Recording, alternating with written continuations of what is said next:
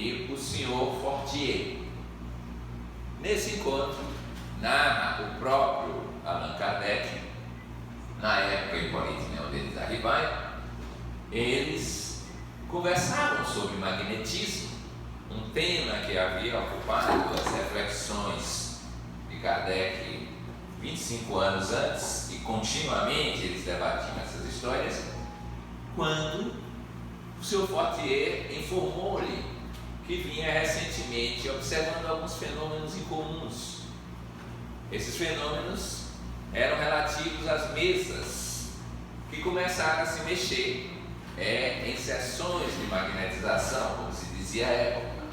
Começaram a produzir pancadas, começaram a sair dos lugares, e não somente elas, mas cadeiras, algo parecido. O senhor, então, Hippolyte Léon Denis Arribay, com a sua habitual característica de estudioso dos temas em geral da época, menciona então que esse era um problema interessante para a investigação, pois ele entendia que o magnetismo atuava como uma força física e por isso poderia mexer nos objetos, que mereceria um cuidado especial verificar como se utilizaria dessa descoberta. Vivia-se à época o grande crescimento das ideias científicas liderados pelo modelo epistemológico chamado positivismo, o modo de investigar a partir das experiências físicas. Passados alguns dias, ele se encontra, Hippolyte Léon Denis Arribay, se encontra com um outro amigo dele, Carlotti, mas esse era entusiasmado ao extremo, e ele, sensato, limitado ao empirismo de então, ouviu as declarações daquele homem que as mesas não só giravam, não só davam pancadas, mas que respondiam a perguntas.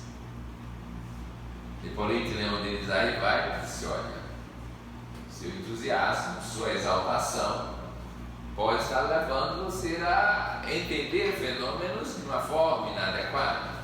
E ele menciona então a sua resistência a esse tipo de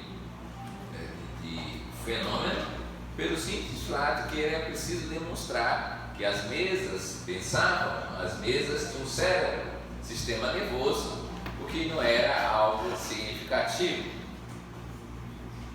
E além do mais, tratava-se de uma figura que tinha o hábito, segundo o próprio Allan Kardec, de exagerar tudo que ouvia. Era um coço, e o pessoal da cócega era considerado aquele povo que vislumbrava o que ninguém via e amplificavam todas as histórias. Mas o tempo foi passando e novamente se encontrou ele com o Sr. Fortier, agora na casa da senhorita Roger, que era uma sonâmbula. E o Sr. Fortier me disse: olha, esses eventos estão realmente diferentes do que a gente imaginava, você pode verificar. E ele começou então a fazer os seus estudos em relação a esse tipo de acontecimento. Diz ele que existiram algumas comunicações, mas de pouca valia.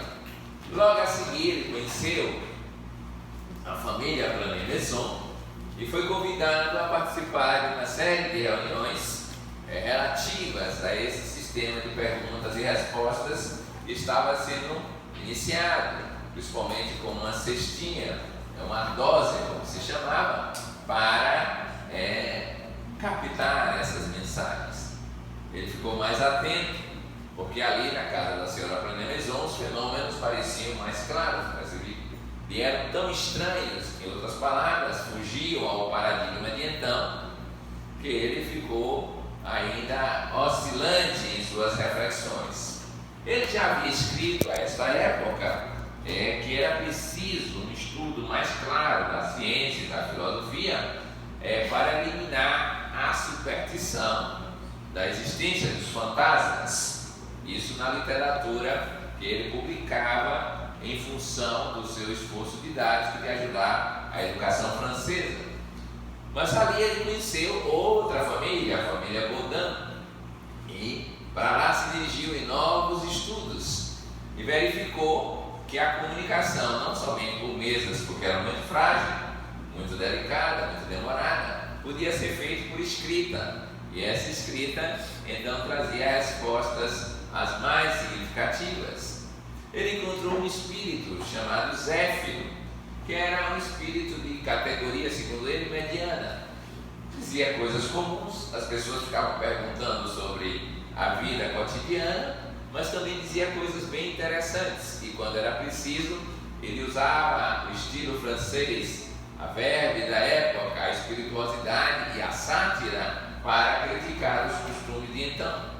Foi esse espírito chamado Zéfiro que ele disse que ele deveria se ocupar desses fenômenos porque havia uma grande missão a ser realizada. Mais tarde, Zéfiro lhe informaria que estava prestes a enganar e desaparece do cenário, mas ali já estava conotado este fenômeno.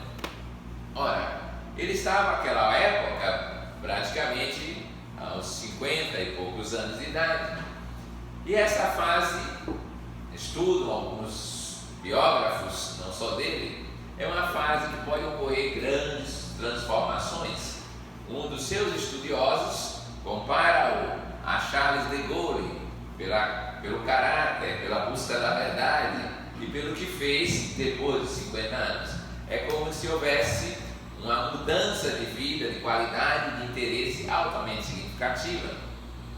E eu me recordei que a esta época, após 50 anos, que alguns de vocês podem estar se preparando para entrar, acontecem fenômenos na área da filosofia. Dizemos normalmente que os cientistas são brilhantes, quando brilhantes, na juventude. É assim que se configuram as grandes criações na área da física, da química, mas os filósofos só na idade madura. E o exemplo mais bem acabado é de Immanuel Kant, aquele filósofo de Königsberg, que diz que acordou do sonho da filosofia que ele estudava e ensinava, que vinha de Descartes, Spinoza, da John Locke e companhia, aos 57 anos. E começa a publicar obras que mudam o eixo da filosofia. Como ele não era nada imodesto, ele disse que estava fazendo a revolução que Copérnico tinha feito na astronomia ao desmontar o sistema geocêntrico e criar o sistema heliocêntrico. Ele também estava fazendo isso, mostrando a crítica da razão da época. Então, os autores que estudam esses momentos dizem que é assim que acontece nessa faixa etária, quando as pessoas estão maduras para filosofar e aprofundar nessas questões. Kardec continuou escrevendo o seu périplo inicial, e ele então, baseado no positivismo e nas ideias cartesianas, é muito claro em descrever o método de investigação. Ele vai ser empirista como Newton e racionalista como Descartes, os dois modelos então vigentes, para que ele possa extrair dali uma filosofia, um pensamento doutrinário ou algo parecido. Mas o que é mais interessante é verificar como isso se articula, como está acontecendo, porque não longe dali e até um pouco antes de 1854 aconteciam fenômenos de estudos similares. Ali estavam reunidos o editor Didier, ali estava Taillandier, um septuagenário que tinha um drama da vida, que era a perda de entes queridos, e que estudava esses fenômenos em várias comunicações mediúnicas, que eles já faziam isso. Ali estava Victorien Sardou, que era um francês jovem, de 20 anos, que naquela época tinha poucos recursos. Ele era alguém pobre, querendo fazer teatro. Imagine isso, em 1852, por aí. E estava envolvido naquele clima, e ainda um discípulo do septuagenário, que começaram a pesquisar e a anotar essas reuniões mediúnicas. E o fizeram, construindo cerca de 50 cadernos de anotações. Não é pouca coisa.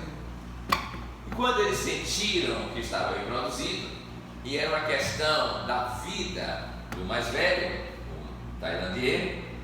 Eles então resolvem publicar, mas nenhum deles tinha talento para a sistematização, para a organização desse tipo de trabalho.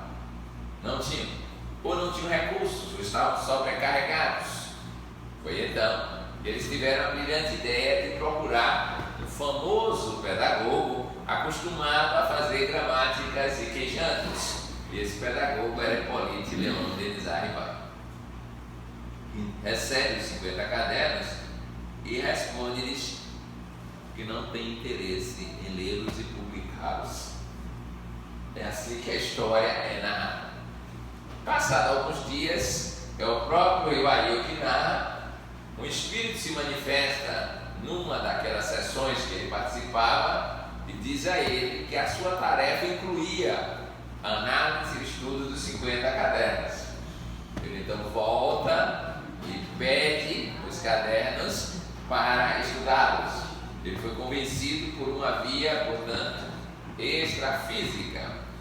E então aquele grupo se anima, né? E a partir daí ele constrói o primeiro livro, sua publicação como Allan Kardec, que aliás foi uma revelação, se eu não me engano, de Zéfiro, que quando lhe disse que eles haviam convivido juntos na época das Gálias, como os druidas, vivendo aqueles mistérios mediúnicos, anímicos, ao sabor dos encantos da natureza.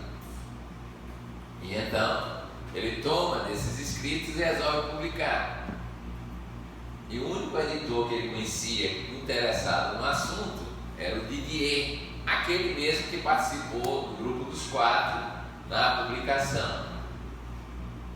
Ele, porém, diz que não faz parte da sua linha de produção acadêmica. E aí que Allan Kardec agradece e toma a decisão de publicar por si mesmo, com seus próprios recursos, incluindo o da sua secretária, esposa Amélie Boudet, que ela tinha mais dinheiro do que ele. É um raro caso na época dessa situação, em que a esposa tinha mais dinheiro do que o marido. Porque na época as mulheres não tinham trabalho, só podiam receber isso por herança se não houvesse primogênito masculino. Ela conseguiu tudo isso, ter herança e não ter primogênito na família, e ainda trabalhava, porque ela era professora e ensinava. Então ela tinha mais recursos em boa parte da vida do que ele, e que vai dar continuidade à sua história.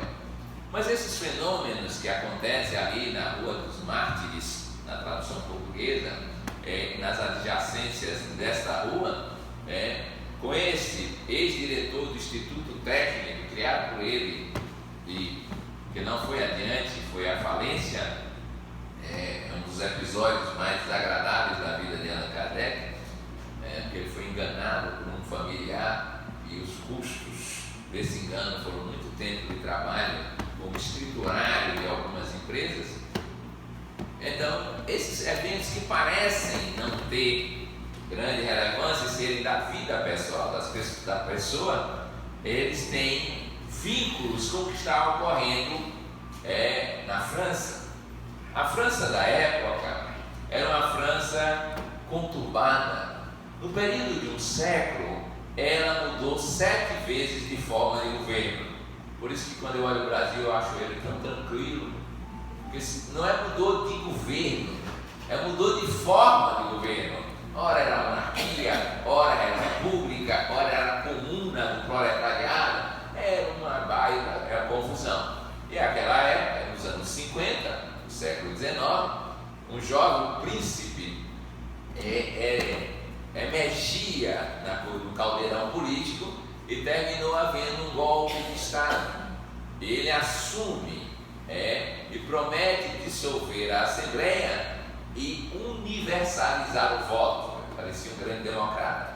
Allan Kardec encontrou-se com um dos seus amigos de então, Alphonse Esquiroz, deve ser Esquiroz na pronúncia francesa, e conversando com ele, o Alphonse dizia para ele: o que é que você acha dessa situação política de então? Kardec dizia que estava acostumado a ver muitas mudanças, mas que essa parecia alguma coisa interessante, porque todo o povo ia poder votar. E não acontecia há bastante tempo. Podia decidir sobre os seus destinos, mostrando o seu veio democrático. Mas Alfonso disse: mas não se esqueça que ele tem uma herança, o tio dele.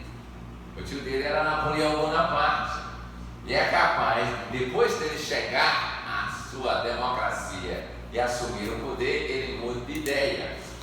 E Kardec, na época, teria dito: olha, eu não creio que vai acontecer isso, porque ele está assumindo um compromisso público. Os jovens, Queiroz escreveu um livro chamado Evangelho do Povo, e dizia que Jesus era o primeiro revolucionário. Então comunicou-lhe que ele achava, e nós achamos também hoje, que quando se chega ao poder, as ideias podem mudar. Não durou um ano para que ele assumisse poderes quase absolutos, e no ano subsequente ele era imperador. Bye bye república, bye bye votação de povo e coisas parecidas. Kardec vivia esse clima. A Europa estava envolvida na onda materialista, que tinha sua grande representação no Manifesto Comunista de 1848, e as veias de Paris, as artérias de Paris, melhor dizendo, estavam contaminadas por vários ideais, entre eles o socialismo utópico, que pensava a vida espiritual implicada com a vida material, mas foi praticamente descartada pelas grandes cabeças pensantes do materialismo e não implantou guarida na população em modo geral. Kardec então vive esses momentos e vai sabendo da história política.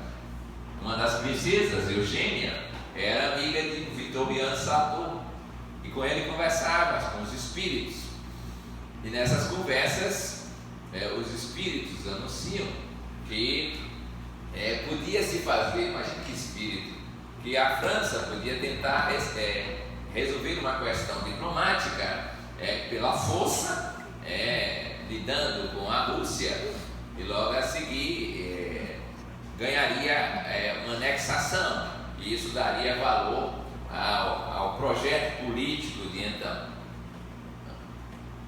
Garante que serão 7 meses de luta, com uma precisão imensa, 7 meses de luta, mas que eles terão poucas baixas, que não terão nenhuma significação comparada com o sucesso do empreendimento. Quando Kardec sabe disso, ele conclui que devem ser, na conversa com o espírito de verdade, que eram espíritos levianos, que eles ouviam essas histórias, e o Napoleão, agora terceiro, influenciado, resolveu, não se sabe se por isso somente ou por outras razões, fazer a tal da guerra, que durou mais de um ano e meio, e que começou a grande conflagração, que transbordaria nos anos 70 daquele século. Nesse período, Kardec entrevista Hahnemann, o famoso criador da homeopatia, e conversa com ele sobre o futuro da humanidade. E Hahnemann faz um prognóstico muito negativo para os tempos futuros, dizendo que politicamente a humanidade estava entrando num período de cataclismas. Kardec insiste: físicos, destruição física, terremotos, maremotos. A última grande destruição tinha sido o terremoto, que praticamente destruiu boa parte de Lisboa. Ele diz que não, que os cataclismas serão morais, e que progressivamente a humanidade caminharia para uma guerra de proporções mundiais. 1855 ele já previa isso. Progressivamente ia se alastrar essas proporções mundiais, e provavelmente o país que começaria essa história seria a Itália. O espírito de verdade adverte que são informações mais ou menos premonitórias, mas que não têm a garantia da veracidade plena. Mas Kardec conversa com Hahnemann mais detalhadamente sobre o que vai acontecer no cenário também do progresso. E ele diz que, paralelo a esse progresso material e a essas guerras que purificaram a humanidade, haveria uma outra tarefa imensa, vasta, que estava na mão dele, que era a tarefa de criar aquilo que Jean Bergier chamou de a nova ciência ou espiritologia, né? Para usar o termo logia, que Kardec vai chamar de espiritismo. Ora, nós podemos verificar que o que está acontecendo com as pessoas vivas, inteiras, como personagens, sujeitos, se reúne numa teia imensa de relações e é imprevisível, ou melhor, é difícil você extrair daqueles fatos as repercussões que vão acontecer 100 anos depois, 200 anos depois. É difícil se concluir dessa forma. Lembra-se hoje de que as asas de uma borboleta mexendo-se no Pacífico pode levar a um terremoto nas costas da América do Norte. Em outras palavras, que um sujeito trabalhando com um fenômeno simples, publicando um livro que nem o editor queria fazê-lo, pode provocar uma radical modificação no modo de pensar da história da humanidade. Não seria ele o único, dirão os espíritos, porque se ele não fizesse essa tarefa, havia gente encarnada para substituí-lo nesse enfoque. Porque não se tratava de uma mensagem meramente do mundo cultural, do mundo da época. Tratava-se de uma reação à dominância, à hegemonia da doutrina materialista que graçava em todo o Ocidente. Doutrina esta que confinava a vida das pessoas a um simples viver entre o berço, ou melhor, entre a fecundação e o túmulo, e que dizia que, naquela época, com Bentham, que o melhor método de fazer a vida funcionar era usar a doutrina do utilitarismo, e mais ainda, a doutrina do hedonismo, que é o princípio do prazer.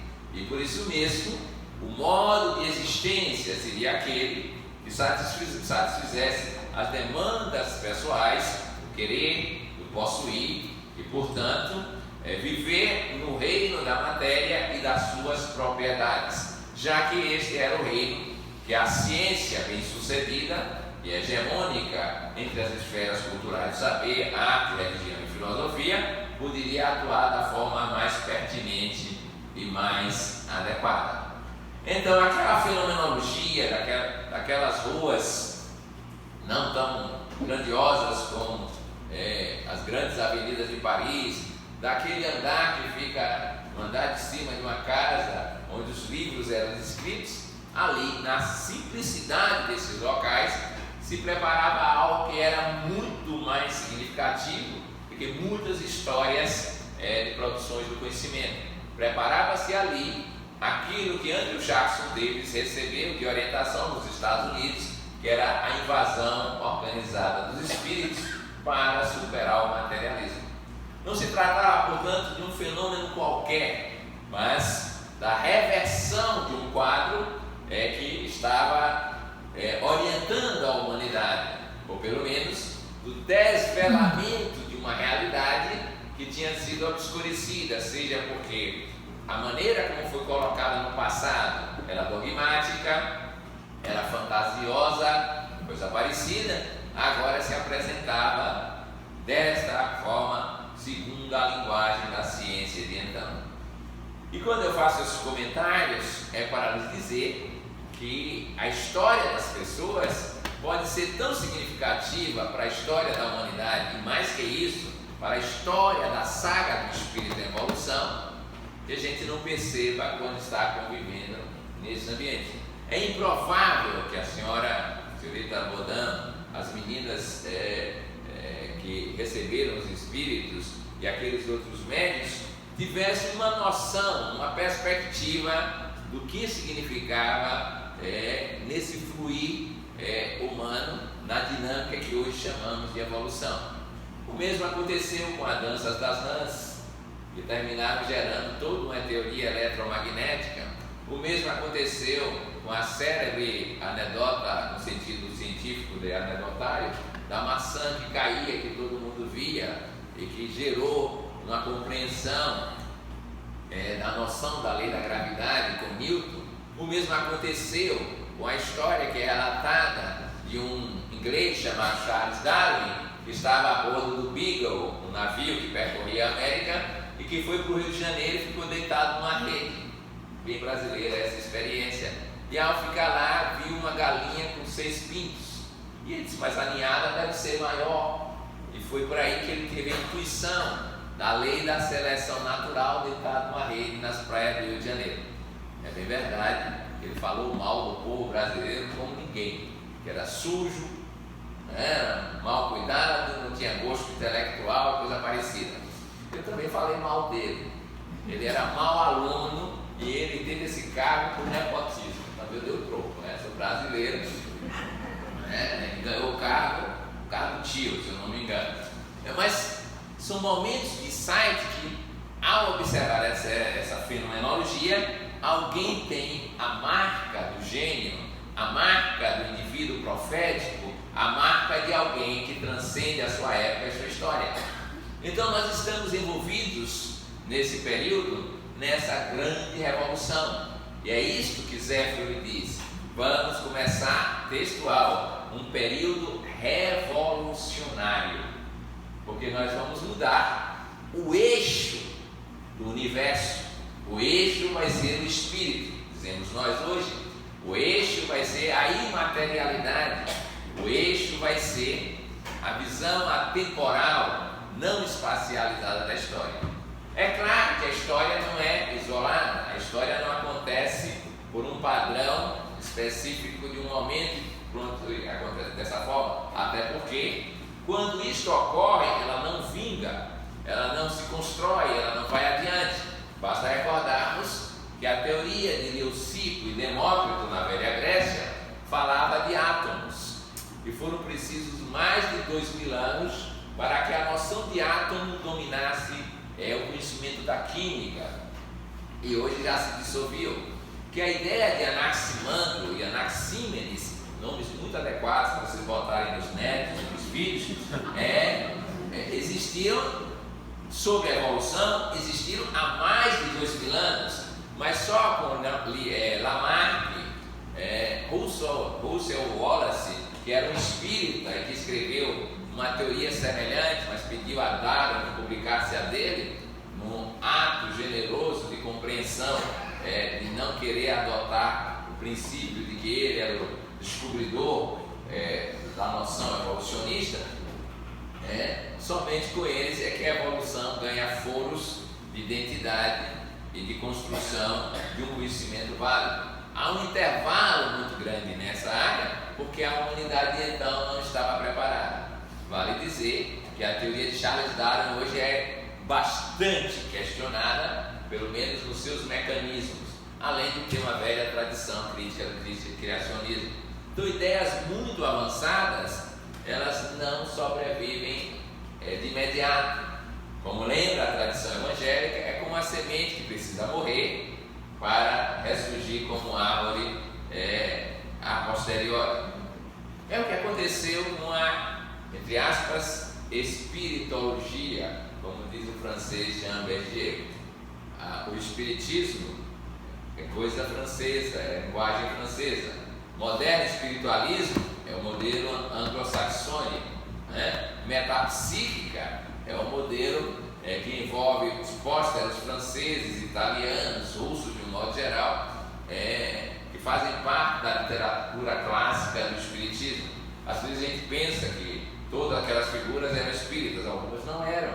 Entre os nomes mais famosos, Bozano, Delane, Maia, Albert de Rochard, desse período, não eram exatamente espíritas. Essas pessoas trabalhavam com ideias espíritas, mas não tinham necessariamente a conotação de espíritas. Só que o século XIX, pelo menos, teve a capacidade de trabalhar as ideias e fazê-las sobreviver, mesmo que como um gueto, mesmo como um caminhar não hegemônico. Mas elas não estavam somente nessa época. porque a manifestação dos espíritos é da tradição da pedra lascada do tempo das cavernas. Os antropólogos demonstram que já naquela época o espírito se manifesta, ainda que limitado pelas condições de compreensão da matéria. Embora não fossem cientistas, filósofos, não tinham saber da chamada era moderna, eles conviviam, porque esses fenômenos não são fenômenos sobrenaturais.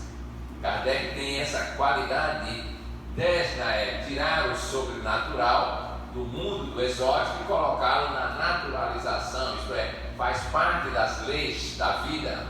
E aí temos as histórias, muitas delas narradas, das influências dos espíritos, criando as tradições nativas mais antigas e os registros históricos dos tempos dos funerais, já naquela época, no tempo da Pedra Lascada, mostrando que haviam rituais de passagem com a identificação do mundo espiritual. É da tradição indiana a história dos mortos e o livro tibetano, mostrando há mais de 4.000 anos, pelo menos os seus primórdios, como haviam os bardos, as regiões espirituais. A tradição egípcia, mostrando como se encarava aquela realidade. Mas o pessoal egípcio, pelo visto, alguns deles eram tão imbuídos no sistema de castas que quando morriam, faziam pirâmides e levavam, as pirâmides eram túmulos, e levavam os seus servos para morrerem juntos, embora eles estivessem saudáveis, ou pelo menos não fosse aquele momento da morte.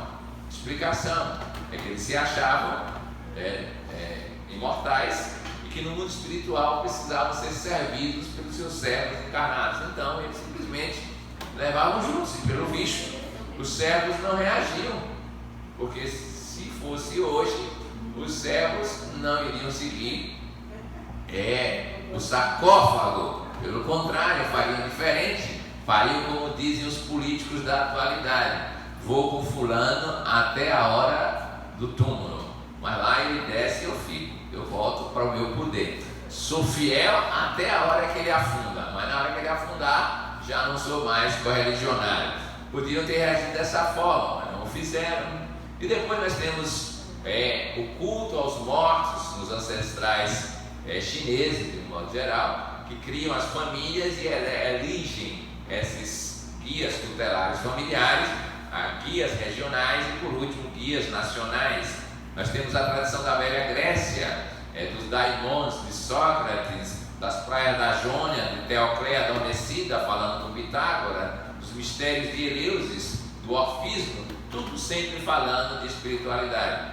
Nós temos a tradição das Gálias, onde o druida vivia a grande tríade, que compreendia a experiência da integração quase panteísta do Deus que está na natureza, mas a comunicação espiritual de modo geral. Nós temos a tradição toda medieval, do período do feudalismo, onde os senhores de castelos eram que dominavam, os estados-nações não existiam, e que aparecem diferentes formas de comunicação, principalmente nos mosteiros. Nós temos as vozes que orientam os chamados santos da igreja, em alguns casos mal vistos e mal compreendidos na sua época.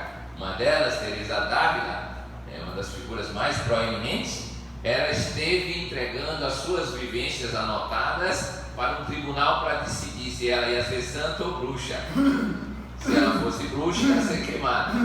Bastava que aqueles homens de então entendessem dessa forma para que ela fosse levada à fogueira e purificada com o fogo sagrado de então. Eu acho tão interessante a linguagem como é usada, porque no tempo de Jesus as mulheres eram lapidadas por adultério. Portanto, se se lapida um diamante, ele fica mais diamante. E elas eram lapidadas, depois que elas eram purificadas pelo fogo sagrado. Vejam como ninguém faz mal a ninguém, simplesmente ajuda ao outro por processos físicos não tão agradáveis à sensibilidade corporal. Mas que importa a morte do corpo na fogueira se assim ela se salva do fogo eterno do inferno e fica purificada e tem uma chance de ir para o purgatório e salvar. Você vê como o ser humano consegue descrever as coisas do jeito que lhe interessa em certos momentos para manter poderes e atuações. Então essa fenomenologia, toda ela, de presença de espíritos, está continuamente em nossas vidas, vidas que eu chamo de civilização. E o auge dessa fenomenologia traz uma ética, traz uma moral, traz uma diretriz, não somente para o cotidiano, mas para o sentido de transcendência da vida. Nós vamos encontrar o evangelho da mediunidade nas experiências de Jesus e dos apóstolos, que não é simplesmente uma mediunidade a serviço das coisas do mundo, das relações materiais, da experiência de vida cotidiana. É uma mediunidade para revelar a transcendência do humano. E é assim que assistimos, ou ouvimos as descrições de fenômenos os mais variados, desde aqueles mais impactantes de natureza física, que o povo adora, chamar a atenção, como aplacar uma tempestade, multiplicar pães, desaparecer na hora que vai ser jogado no precipício, curar pessoas sem passar pela fila do SUS, nem pelos exames de ressonância e companhia, tudo sem anamnese, sem pergunta praticamente nenhuma, numa velocidade incrível. Ressurgir do túmulo ou até de situações de enterro, pessoas que estão tidas como mortas, essa fenomenologia tipicamente agradável às pessoas da sensorialidade mais nítida, até o inverso, que é a vivência oposta da integração com seres espirituais, como está no Monte Tabor, aquela presença magnânima de espíritos como Elias, o profeta de Baal, que não era fluxicheiro na época dele. Vocês terem uma ideia de como é que ele se lidava com a situação, ele viveu um desafio. Quem era capaz de realizar certo fenômeno orando a Deus? E a aposta era muito pesada. Quem ganhasse a aposta sacrificava o oponente. Só que era ele versus 400. Ele ganhou a aposta, Elias, e mandou decapitar os 400. Porque o Deus dele era superior ao Deus dos outros. Mas ele, mesmo sendo profeta, não se lembrou de conhecer mais detalhes sobre a lei de causa e efeito. E a tradição registra que ele voltaria para ser o profeta do Evangelho, o precursor de Jesus, que conheceria na prisão de Masqueros o resultado da sua experiência decapitante. Só que ali não era mais a briga ou litígio entre as figuras políticas, religiosas propriamente ditas. Ali era o jogo de poderes da sedução. Havia a política, mas era a sedução. E lá para as tantas, mais uma vez a história registra o perigo do feminino quando mal entendido.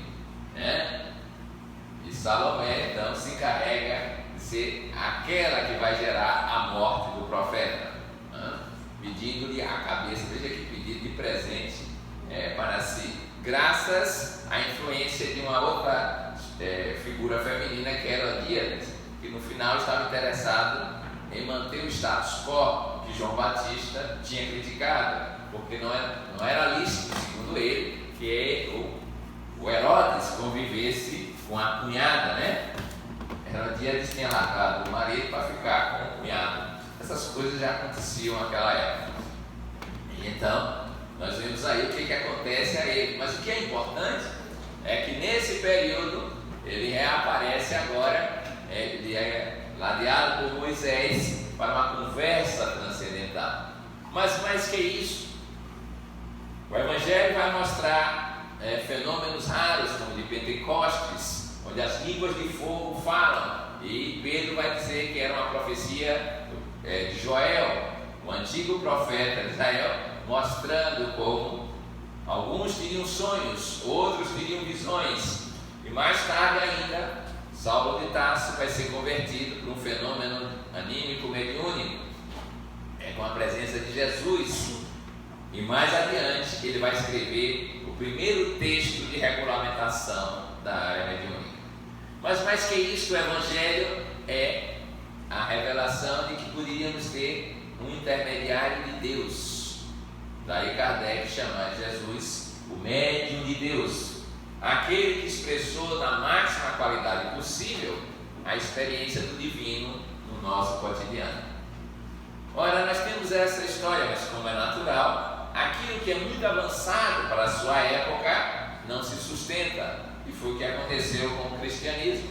As gerações posteriores deturparam de tal ordem o pensamento cristão, na prática, que houve uma época que os religiosos se uniram para combater as chamadas heresias, e em nome do amor de Jesus, que recomendava amar o próximo e os inimigos, eles entraram na cidade dos cátaros ou albigenses e mataram 30.000 pessoas para acabar com aquela heresia.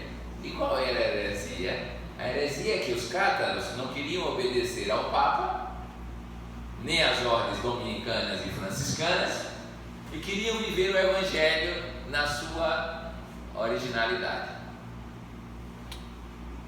Foi isso que nós fizemos. Provavelmente alguns participamos dessa forma. Repetimos esses processos na noite dos huguenotes, destruindo os huguenotes, na noite de São Bartolomeu, e ainda vivemos dessa litigiosidade, que é uma demonstração da nossa incompetência em superar o ego e experienciar o transcendente divino. Então temos no Espiritismo uma proposição de reviver o Evangelho nas suas origens, mas na sua prática cotidiana. É por isso que, ao celebrar os 160 anos do Livro dos Espíritos, devemos nos perguntar se estamos dispostos a seguir os passos de Kardec, os passos de Jesus, transformando o nosso modo de viver, como indivíduo, como grupo, como instituição. Ou preferimos adaptá-los, os grupos, as instituições e nós próprios, adaptar os saberes às nossas conveniências. Se o Espiritismo penetra na nossa vida, ou nós penetramos na vida do Espiritismo e colocamos ao sabor das nossas inquietações, querelas e manifestações idiosincrásicas. Esse é o nosso desafio. Se vamos fazer do Espiritismo algo que se adapta ao materialismo, ou se vamos fazer o que Kardec mencionava, que era destruir o materialismo, e que nós baianos dizemos compreendê-lo, incluí-lo e transcendê-lo pela noção de espírito. Esse é o desafio do nosso tempo, e cada vez mais a sociedade se tornou materialista pelo sucesso da ciência, e as religiões idem. Cada vez mais, embora acreditem no mundo espiritual, tendem a colocá-lo a serviço das querelas materiais. E ao invés de fazermos aquilo que o Evangelho mencionava, que era colocar a nossa vida buscando no reino dos céus e sua justiça, e tudo mais, os problemas materiais seriam resolvidos, usualmente nós buscamos o reino da terra através do apoio espiritual. Não é à toa que se formam filas de pessoas para buscar oráculos. Kardec registra na época dele e saber como é que vai ser o problema da sua solteirice. Agora seria diferente, seria da sua divorciacite, porque está na moda, né? Como vai resolver o seu problema financeiro? A época de Kardec continua hoje. Como é que pode ganhar mais facilmente sem fazer força usando esses meios? Como é que pode se resolver seus problemas físicos sem passar pela dinâmica da saúde tradicional, seja das limitações do entorno ou do trabalho médico, não só médico, mas das equipes de saúde, ou seja, buscando uma fórmula de ser um privilegiado recebendo uma melhora graciosa do seu físico. Nós ainda estamos nessa época. E assim como na época de Kardec existiam os espíritos que davam orientações políticas, no século XX isso ocorreu. Sabe-se, pelo menos alguns registros, que toda a trama da Segunda Guerra Mundial teve um grande auxiliar, que foi o grupo mediúnico que criou o Partido Nazista. Isso é uma descrição de Hermínio Miranda, do livro que foi publicado na Europa, e que eles se reuniam para alimentar as forças psíquicas mais primárias para vingar-se do Tratado de Versalhes. E há muitas histórias sobre as influências espirituais na vida política da atual. E para vingar-se do Tratado de Versalhes e vivenciar a experiência de ter a Alemanha no auge novamente, como no tempo de Bismarck, lá nos anos do século XIX, então eles foram caminhando pela psique coletiva alemã, descobrindo que ela precisava de um herói e emularam o herói. E há quem diga que quando Adolf Hitler fazia os discursos, ele não era mais ele, porque ele era um indivíduo tímido, que tinha uma frustração e não conseguiu ser arquiteto, ele queria ser um artista, não conseguiu ser. E no entanto ele faz essa trajetória via as influências espirituais. Nós podemos fazer o inverso, aprendendo com as lições dos espíritos e mudando o perfil político. Nós temos mensagens de Deodoro da Fonseca, duas delas pelo menos importantíssimas para a área política. Uma, ele reconhecendo que não compreendeu o que era o Brasil no tempo da República, que a Constituição que ele fez não tinha condição de ser entendida nem nos arredores do Rio de Janeiro. Outra dizendo que o Brasil precisava caminhar na direção de compreender o povo e as suas necessidades, advertindo os políticos. Nós temos a mensagem de Pedro II, mostrando que a Guerra do Paraguai foi uma construção equivocada, em parte, da diplomacia brasileira, que ele foi advertido espiritualmente com uma visão que alguém lhe dizia: em Bahia é tua espada, Pedro, senão pela espada se perecerá. E o Brasil ficou, hoje se sabe, com a responsabilidade de ter cometido um genocídio praticamente nas terras paraguaias. Nós temos tudo isso para construir uma nova mentalidade, a começar por uma comunidade espírita que seja espiriticamente organizada, com os padrões para a educação, para a saúde, para a política, no seu mundo interno, para a sua vivência de crescimento. E depois essa comunidade que se destaque para mostrar à população circunvizinha como é que se pode viver sobre a égide do pensamento que diz que o espírito é quem controla a matéria. Eis aí o nosso desafio, o desafio de começar como sujeitos da sua própria história, se autotransformando, se agregando em grupos para novas finalidades, até alcançarmos uma transformação social em que as vivências antecipadas que o Evangelho anuncia sejam práticas cotidianas na nossa vida. É por isso que estamos fazendo a caravana, é por isso que fazemos os congressos, é por isso que fazemos os grupos de convivência. Quem quiser ver o futuro da humanidade numa direção que não seja holocausto e sofrimento, que faça agora a sua parte, porque das pequenas atitudes, como escutar mesas girantes, pode sair um grande tratado de vida altamente revolucionário. É isso que eu acho que imaginava José Pititinga no seu projeto de unificação, continuado por Manuel Miranda, por Abílio Silva Lima e por tantos outros que fizeram a história dessa casa. Que em nós vigore esse tipo de anseio e ir além dos limites provisórios do nosso modo de entender a realidade, para sentir que esses pioneiros abriram brechas na fenda do materialismo para nos anunciar o reino dos céus como realidade possível na nossa terra, até que compreendamos que a nossa grande tarefa, única tarefa, o sinal é ser perfeito, como perfeito é o Pai Celestial.